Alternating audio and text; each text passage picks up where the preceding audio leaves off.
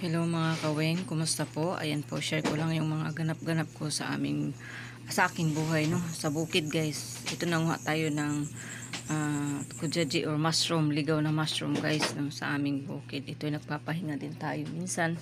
Kasi alam niyo na mga kaweng, kailangan din natin pahinga ng sa ating sarili. So ayan, nagduyan-duyan muna si Inday, no? Pagkatapos yun, guys, and then ito nag-ano kami ng mais ba, no? Kasi sa bukid kasi nag-ano kami ng mais bilang konsumo namin, no?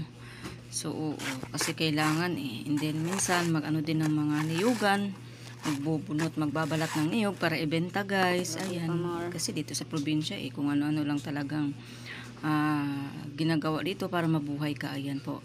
Ito yung aking mga kapatid, nag-ano sila, yung aming kubo dito sa naglilitson sila na pang ulam namin, ganun. Simplihan lang ito mga kawing. Ito yan kasi sa aming probinsya. Minsan dito ako nagpapahinga, nagpapawala ng stress sa buhay. At ito'y sa pispa namin, nagpapakain ka ako ng isda tuwing umaga. Yung isda namin dito, tilapia at saka hito, ganun. And then pag ano na naman, aakit na naman sa bundok.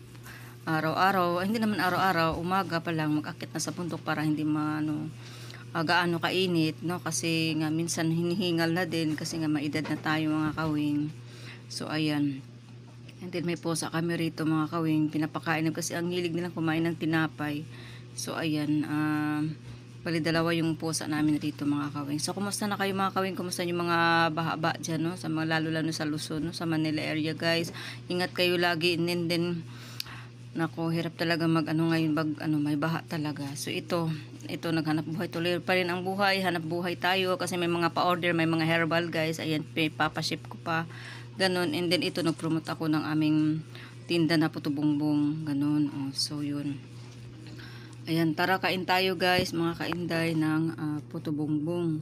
Tsaka ito, guys, yung ating money tree, no? Ito po ay may maraming bunga na pulang-pula, guys. Ayan. So, kinukuha natin para itanim yung itong mga bunga na ito, guys, yung money tree.